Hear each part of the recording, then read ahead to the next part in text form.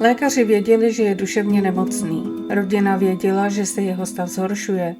Přesto se jednoho dne znovu ocitl na svobodě. O několik měsíců později zemřelo 6 lidí. Ten muž věřil, že mu v těle dochází krev, že jeho srdce pomalu umírá a že jediný způsob, jak přežít, je pít krev jiných živých tvorů. A to doslova. V historii kriminalistiky najdeme jen málo pachatelů, u kterých se těžká duševní nemoc propojila s tak chladnokrevnou brutalitou, jako tomu bylo u muže, kterému média později začala říkat upír ze Sacramenta. Jsem Veronika a tohle jsou krimi případy. Dnes se společně podíváme na případ Richarda Chase, hypochondra, který propadl nebezpečným bludům, i na selhání systému, který ho nechal dobrovolně chodit po ulicích, přestože varovné signály blikaly červeně už od jeho dětství. Pojďme rozplést tento příběh. Richard se narodil 23. května 1950 v Sacramentu v Kalifornii jako první ze 2 dětí Richarda a Beatrice. Druhým dítětem byla o 3 roky mladší sestra Pamela. Rodina vyznávala presbyteriánskou víru. Domácnost byla vedena přísně a oba sourozenci byli během dětství často bití otcem. Již v útlém dětství se u Richarda začaly objevovat rysy chování, které lze zpětně identifikovat jako kombinaci několika duševních chorob. Rodina proto však neměla pochopení a otcova přísnost jeho stav spíš zhoršovala. Rodiče se často hádali a matka, sužovaná podezřením, že jí byl manžel nevěrný, na počátku 60. let 2krát vyhledala psychiatrickou léčbu. Pár se rozešel v roce 1964, přičemž děti krátce žili u příbuzných v Los Angeles. Po snaze zachránit manželství se k sobě vrátili. Ve věku 10 let začal Richard projevovat krutost ke zvířatům. Zakládal ohně a pomočoval se. To jsou faktory, které se nazývají McDonaldova triáda a psychiatři je dříve často používali k včasnému odhalení budoucích násilnických tendencí. Pokud člověk naplňuje alespoň 2 z nich, je poměrně pravděpodobné, že se u něj v budoucnu objeví násilná trestná činnost. Richard vykazoval všechny 3 aspekty. Vytvořil si bohatý fantazijní život, který byl ovládán myšlenkami na moc a zároveň sobeckou a bezohlednou povahou. V letech 1964 až 1968 navštěvoval střední školu Mira Loma. Během studia si mezi vrstevníky získal pověst poněkud samotářského člověka, i když malý okruh přátel měl. Propadl alkoholu a drogám. Ačkoliv měl IQ 95, školu dokončil s odřenýma ušima. Skutečný zlom ale nastal, když v 18 letech zjistil, že trpí impotencí. Psychiatr mu tehdy řekl, že jeho problém pramení z extrémně potlačovaného hněvu vůči ženám. Tento hněv v něm potichu bobtnal dál. V roce 1970 se odstěhoval z domu svých rodičů do bytu na Annandale Lane. Tento byt sdílel se 2 mladými ženami jménem Sid a Rachel. Jeho rodiče mu dávali každý měsíc $50, aby mu pomohli zaplatit jeho podíl na nájmu. O 3 měsíce později však bylo po spolubydlení. Obě dívky se kvůli jeho podivnému chování, špatné hygieně a jeho neustálému stavu pod vlivem drog odstěhovaly z bytu. Richard se izoloval, barikádoval se v pokoji a jeho psychický stav prudce upadal. Krátce poté získal nové spolubydlící, a to bratry Statumovi a jejich přátelé. Mladíci měli rockovou kapelu a Richard často přerušoval její zkoušky tím, že se k nim chtěl připojit. Nebylo mu však vyhověno kvůli jeho slabým hudebním schopnostem, což vyvolávalo hádky. Ani tito spolubydlící nevydrželi s Richardem dlouho. A protože si Richard nemohl dovolit platit nájem sám, vrátil se zpátky k rodičům. Po jejich rozvodu v roce 1972 ztratil poslední zbytky zázemí. Richard dělil svůj čas mezi rodiče, i když oni měli potíže vyrovnat se s jeho nestálejším chováním a zanedbaným životním stylem. Jeho otec stále věřil, že problémy v životě jeho syna nepramení z duševní nemoci, ale ze špatné pracovní morálky a mylných hodnot. Proto ho často nabádal, aby se dal dohromady a našel si práci. Tohle ale vedlo pouze k hádkám. Během jedné takové bouřlivé hádky s matkou koncem roku 1972 se Beatrice pokusila zavolat policii. Richard ale telefon popadl, udeřil matku do hlavy a utekl. Richardova matka pak skutečně na policii zavolala. Bylo jí řečeno, že pokud chce, může na svého syna podat trestní oznámení, to ale nikdy neudělala. Na začátku roku 1973 začal Richard až s posedlostí řešit své fyzické zdraví. Začal vystřihovat fotografie lidských orgánů z lékařské knihy a lepit je na stěny svého pokoje. Chtěl pochopit, co je s ním špatně. Začal vyhledávat lékařskou pomoc kvůli svým údajným nemocem. Jednou si zavolal k sobě domů sanitku. Záchranáři ho však odmítli odvést do nemocnice, když zjistili, že jejich pomoc nepotřebuje, a navrhli mu psychiatrické vyšetření. Částečně kvůli rostoucímu napětí mezi ním a rodiči se v květnu 1973 přestěhoval ke své babičce do Los Angeles. Jeho babička i strýc pracovali ve škole pro mentálně postižené děti a dokázali mu sehnat práci, řidiče školního autobusu. Ani v tomto zaměstnání dlouho nevydržel. Byl propuštěn, protože neprováděl potřebné údržbové práce na vozidle. A co tedy dělal? Většinu dne trávil v posteli a v noci se potuloval po domě. Jeho babička si také všimla jeho podivného chování a zjevné hypochondrie. Richard si neustále stěžoval na bolesti srdce a břicha, povídal si sám se sebou nebo stál na hlavě s vysvětlením, že se snaží zvýšit průtok krve do hlavy, aby ho nebolelo.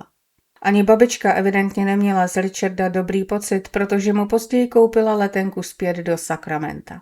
Dne 1. prosince 1973 Richard vstoupil na pohotovost nemocnice v manickém stavu.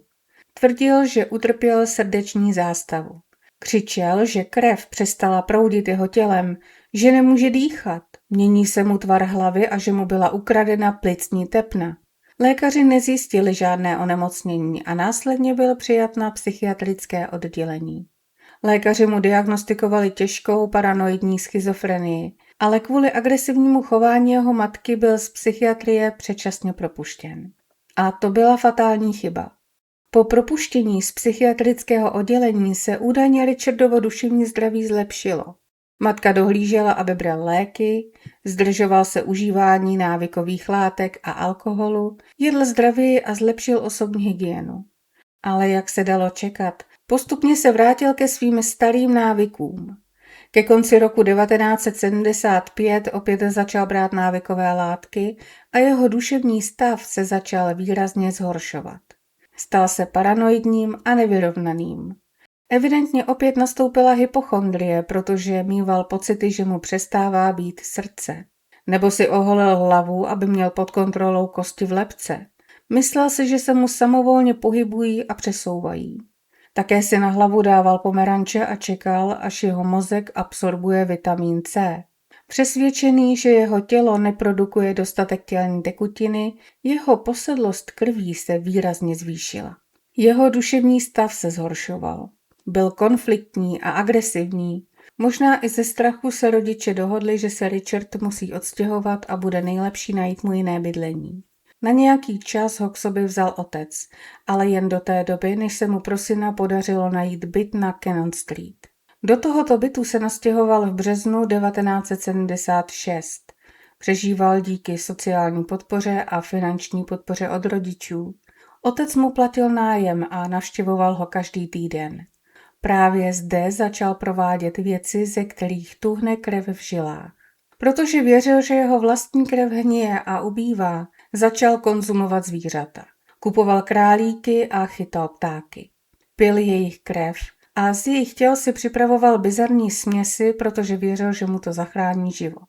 Že to má blahodárné účinky na jeho srdce, které se díky tomu nemohlo zmenšit.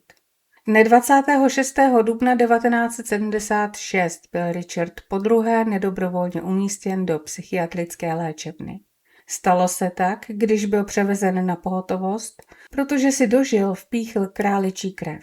Otec ho našel, jak leží na podlaze svého bytu, zvrací, třese se a sotva se dokáže pohnout. V nemocnici tvrdil, že se otrávil králíkem, který měl v sobě kyselinu z baterií. Skončil v psychiatrické léčebně, kde ho personál několikrát přistihl v křoví s krví kolem úst a zbytky ptáků. Přesto byl po několika měsících, kdy se jeho stav pod léky zdánlivě zlepšil, propuštěn do péče matky. Ta však udělala další děsivé rozhodnutí. Bez konzultace s lékaři mu v lednu 1977 vysadila léky, protože jí syn připadal moc utlumený. Richardovy bludy se vrátily s obrovskou intenzitou. Přijal přesvědčení, že ho matka chce otrávit prostředkem na nádobí a od ptáků přešel ke kradení psů v okolí. V prosinci 1977 si navíc legálně pořídil poloautomatickou pistoli ráže 22. Cesta k lidským obětem byla otevřená. Brzy večer 27. prosince vystřelil na zeď domu, když kolem něj projížděl. Při tomto incidentu nebyl nikdo zraněn. Krátce poté, přibližně v 18:30, vystřelil do kuchyňského okna dalšího domu. Ani tentokrát nebyl nikdo zraněn, i když daleko k tomu nebylo. Kulka těsně minula hlavu ženy. Dne 29. prosince 1977 Richard zabil svou první známou lidskou oběť. Byl jím Ambrose Griffin, 51letý inženýr a otec 2 dětí, na kterého se Chase zaměřil při střelbě z auta. Ambrose se právě vrátil z nákupů se svou manželkou Carol a vracel se ještě do auta pro další tašky. Jeden z výstřelů minul a zasáhl strom, ale druhý zasáhl Ambrose do hrudi. Následkům zranění v nemocnici podlehl. V prvních lednových týdnech nového roku pak začal s vykrádáním domů. V té době se ještě mohlo stát, že někteří majitelé domu nezamykali. Pokud bylo zamčeno, bral to jako znamení, že v domě není vítán. Pokud bylo odemčeno, vnímal to jako pozvání dál. V domech nejen kradl, ale často se také například vymočil a vyprázdnil do postele. 23. ledna 1978 vnikl do domu na Tioga Way a zastřelil 22letou Terezu a její tělo znetvořil. Byla ve 3. měsíci těhotenství. Nesla vyhodit pytel odpadků, když narazila na Richarda. Vstoupil do jejího domu odemčenými dveřmi. Nejprve střelil Terezu do pravé ruky. Upustila pytel z odpadky a instinktivně zvedla ruce, aby se ochránila. Kulky ji však zasáhly do hlavy i obličeje. Zhroutila se na zem, kde ji Richard z bezprostřední blízkosti připravil o život posledním výstřelem. Poté její tělo odtáhl do hlavní ložnice. Z kuchyně si přinesl řeznický nůž a prázdný kelímek od jogurtu. Následovalo zohavení těla, při kterém odstranil několik orgánů. Do kelímku zachytával její krev, kterou následně pil. Nakonec do jejího krku vložil psí výkaly, které přinesl ze zahrady. Když skončil, umyl se a zadními dveřmi dům opustil. Tělo krátce po 18. hodině objevil její manžel David. Z domu nezmizely žádné cennosti, přesto některé části těla chyběly. Legendární profilovač FBI Robert T. Ressler, podle kterého je seriál Mindhunter, tehdy sestavil naprosto přesný psychologický profil pachatele. Bílý muž, 25 až 27 let, těžký samotář, podvyživený, s historií duševních nemocí a zanedbaným špinavým vzhledem. Profil seděl do posledního detailu. Jen o 4 dny později, 27. ledna, udeřil Richard znovu. Vstoupil do domu 36leté Evelyn Mirotové. V domě se tu chvíli nacházel také její partner Daniel, její 6letý syn Jason a 2letý synovec David. Všichni 4 byli zastřeleni a tělo Evelyn bylo zohaveno podobně jako u Terezy. Richard tvrdil, že byl při tomto činu v polovědomém stavu. Přesná posloupnost událostí je proto nejasná. Richard po činu odtáhl těla Evelyn a jejího syna Jasona do hlavní ložnice. Tam svlékl sebe i Evelyn a její tělo rozsáhle zohavil noži z kuchyně. Dopustil se také nekrofílie a kanibalismu. Do plastového kbelíku zachytával její krev, kterou následně pil. Brutalita činu šokovala i zkušené vyšetřovatele. Zatímco Richard ničil tělo Evelyn, 6letá sousedka Tracy začala klepat na dveře, aby se zeptala, jestli je Jason připraven doprovázet jí a její matku na plánovaný rodinný výlet. Richard později uvedl, že ho to vyděsilo, a tak vzal dítě a utekl. Ukradl Evelynin Ford kombi a prchl z domu Mirotových s tělem 2letého Davida. Auto zanechal nedaleko svého bydliště. O několik minut později si matka malé Tracy všimla, že Evelyn vůz venku není. Nejprve jí to bylo divné a upozornila na to sousedku. Měli být přece spolu. Pak si ale řekla, že Evelyn prostě změnila plány a odjela na výlet pouze s dcerou. Sousedka se později pokoušela zaklepat na zadní dveře bytu Evelyn. Byly otevřené. Vstoupila tedy a objevila tělo malého Daniela. Policisté začali přicházet do domu Mirotových ve 12:43.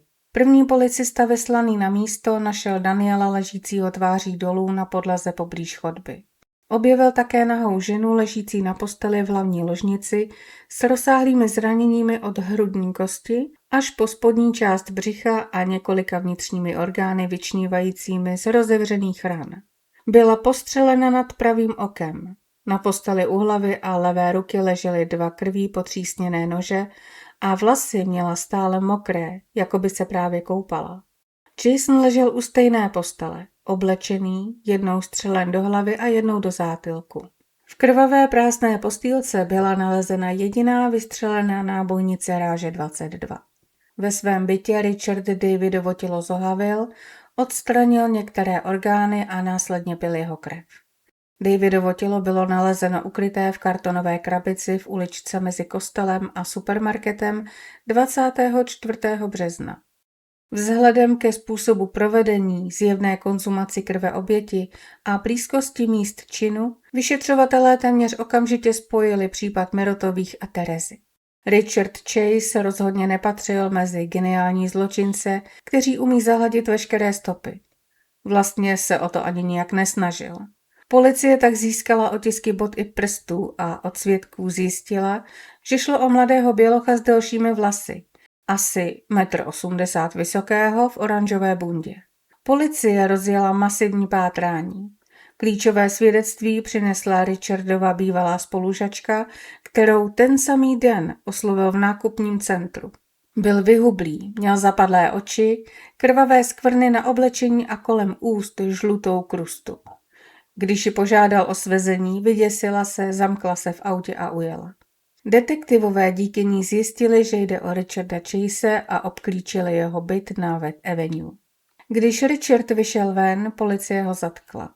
Nesl krabici, která obsahovala krvavé hadry, zelený kyblík a kousky mozku batolete.